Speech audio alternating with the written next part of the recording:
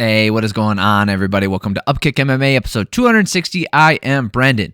Bellator 295, Raufeon Stots versus Patrick Mix. Holy crap, what a fantastic finale to this Grand Prix. Holy crap, this was worth it. It really was. The last couple fights, there were some stinkers in there. This one was not. The main event, main card was pretty good. We will get into that. We will break it all down real quick before we do. Subscribe to the channel if you like these kinds of videos, you like fight breakdowns, you like MMA, podcasts about MMA. I do that stuff here.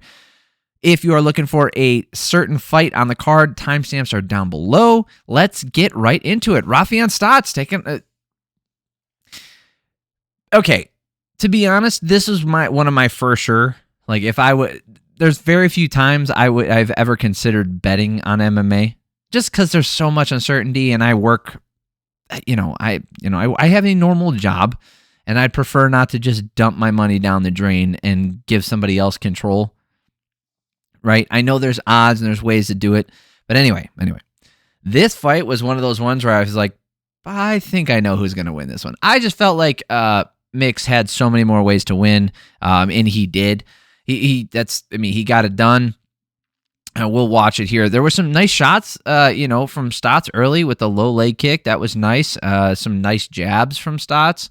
And then it was all over super early. This knee from Mix, and it's all over. Just right in here, just bam, and he's out. Yeah, beautiful knee. It was over right there. It wasn't even close. When it happened, it didn't get going long enough for Stots to really show that he belonged in there. That's it. Bam, done. So, what does this mean for Stots? Well, obviously, congratulations to Patty Mix. This was a fantastic showing for him. He wins $1 million from this. That was great. But what does that mean for him going forward? Well, he's probably going to have to wait. He's got to fight. He's probably going to fight Anthony Pettis or Pitbull, because Pitbull is fighting him. So if Pitbull gets the belt, I don't know if Pitbull's going to defend it, to be honest. Just because of that weight cut, I don't know if he's going down there to do that. He might stay again and fight Mix, but I'd be okay with him fighting Anthony Pettis. I think, or not Anthony Pettis, sorry, Sergio Pettis. Sergio Pettis, I think that would be a great fight. I would be really excited to see that one. There's not much to... Normally, I like to, break it down round by round. Not a lot to break down here. He just set up that knee. He said that he knows that Stots likes to dip his head. He dipped when he should have ducked. Knee comes up, bam, right out. It was a hard knee. He's a taller guy, and he got it done. A great finish for Patty Mix. Like I said, I thought he was going to win. I thought he had more tools. He's a longer fighter, rangier fighter. He's better on the ground than a lot of the other guys Stots has fought. I thought if Stots was going to win this, he was going to have to do... leg kicks are always an option.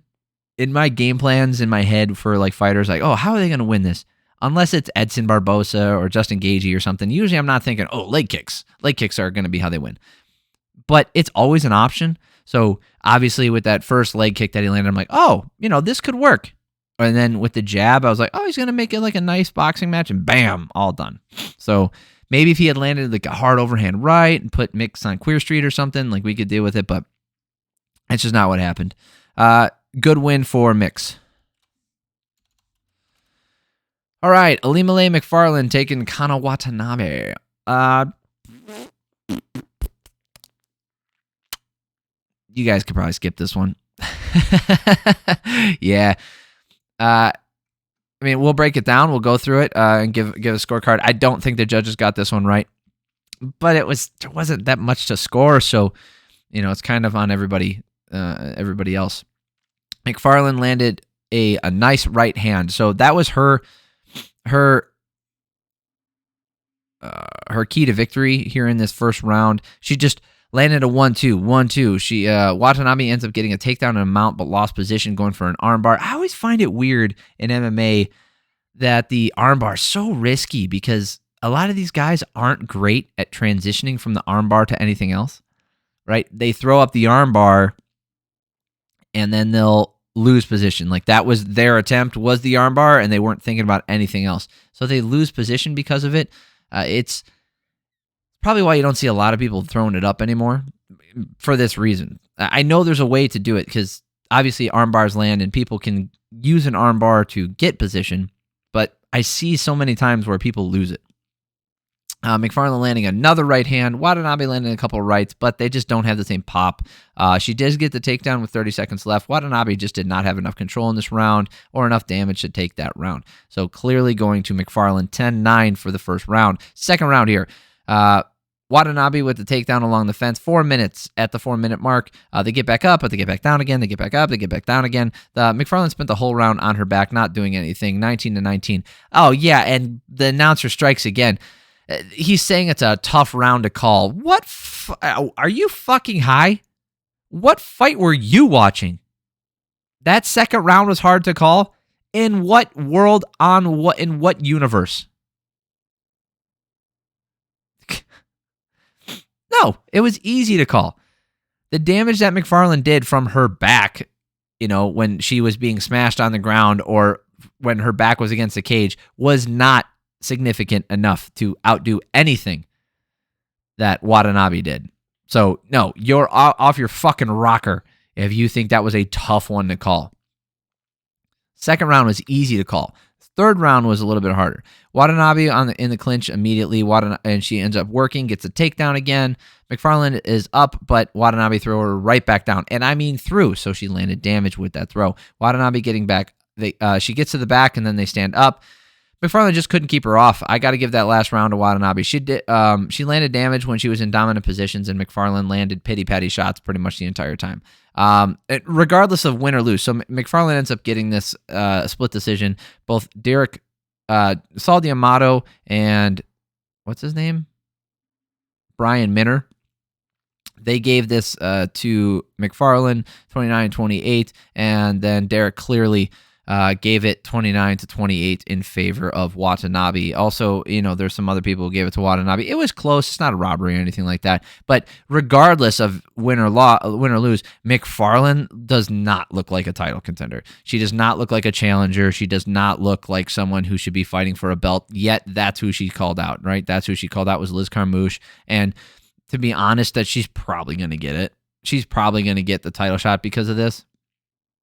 It's unfortunate for, it's cool for her to get it, but it's unfortunate for us that that's what we're gonna get from there. I could think of a lot of other things that would be much better to watch than that. But maybe because the division's so shallow or whatever, or they can't find anybody, maybe they want to give Ilima-Lei Macfarlane her due and her respect because she was the champion before. Maybe that's why, and that's why they're gonna give it to her. So. Regardless, that's probably what's going to end up happening. And she wants to fight in Hawaii and retire there. So later this year, I mean, I'd be down for a vacation if Bellator wants to send me out. I'll go watch these fights. You kidding me? Hell yeah. Yancy Medeiros taking on Charlie Leary. This fight was back and forth in the first round here. Yancy getting the hero's welcome in Hawaii, which was nice to hear. Yancy was sticking to the legs early. Leary was using the jab and the 1-2s. Leary landed a nice right hand and a great jab behind it. Leary landed another series of jabs and hard right hands. And then Charlie Leary landed another nice right hand, cuts Yancy above the right eye. Yancy was actually down after about the first half of this round. And then Leary standing, he was landing some more great shots, staying in tight, and then they start 50-50 throwing back, right? So if you don't know what that means, it means like a coin flip. So if you and I are just in there just swanging and banging, it's 50-50 because either one of us could land. I know it's not exactly that, but that's kind of what it turns out to when you start brawling. Yancy ends up dropping him because of that. He tries to follow up and then take some damage coming back at him. So Yancy gets a little bit wobbly. Yancy drops Leary again, who somehow survives this. And then Yancy takes the back and gets the rear naked choke to get the finish. So yeah, he goes for the finish multiple times here. This is where he drops him again. That left hand. Oh, yep, drops him there. Then he works his way. Eventually, Leary survives all this stuff, and Medeiros is like, okay, forget it. takes the back and then goes for the rear naked and gets a submission finish. So I think that was a great win for Yancy Medeiros. I think with his career the way it is now, it's probably near the tail end. I don't think he's challenging for a title anytime soon. But it's a good win for him in his hometown too. I think that's pretty freaking cool. Being in Hawaii, winning in front of your home crowd, especially with the way that they welcome they love the Hawaiians there. They really do. All right, Aaron Pico taking on James Gonzalez. Fight went the distance. It's a great showcase fight. We'll talk about it. I don't think we have any highlights from it, do we? No, we do not. Okay, so Gonzalez with the low kicks for to start out. For a short notice opponent, he took this fight on 1 week notice. He looked pretty good to start, but Pico with the pressure early, landed some hooks to the body in the clinch. Pico landed some hard body shots. What else did he do here? Landed some hard body shots on the break. Out in the open, Gonzalez looks okay, but Pico was able to press him against the cage over and over again, easily landing hard shots to the body. Pico got the takedown with 45 seconds left. They get back up, and they end the round going back and forth, but it was easily Pico 10-9. And get used to it because that's how this entire fight goes. Pico uses a single leg attempt to get Gonzalez against the cage again and again, starts landing some of those hooks. Pico with the takedown at 4:20. They get back up a minute later. Pico lands a hard left hook to the body again. Pico getting another takedown, lets him back up this time. Gonzalez drops back down, lands damage and lets him back up again. Pico landing even more left hooks to the body. Pico is landing so hard. Okay, I'm not going to keep saying... I wrote all these notes down because I was trying to make sure I caught everything, but really that just keeps happening over and over again. 2018 for Pico. Last round here. Pico in on a takedown right away, lets him back up. Pico with another takedown. There was no point in this fight that Pico didn't look like he was in control. 30-27. All three judges had it 30-27 in favor of Pico. Good, because that's how it should be. All right, that is the main card. We are going to cover... You know what? Yeah, there's too many fights. I'll cover the prelims on the next video. All right, I'll do one more video this weekend. That will be number 5. So if you made it through this video, I appreciate you. If you liked the video, hit the like button. If you like this kind of stuff, subscribe to the channel. Soon the next video is coming out. I'd super appreciate it. Bellator 95 was worth watching. I would go back and watch at least the main event if you didn't see that. It's worth watching. It's a pretty good finish for Mix putting on his highlight reel. All right. Thank you guys. If this is the only video you watch this weekend, I appreciate you all for stopping by. Love you all. Have a great week.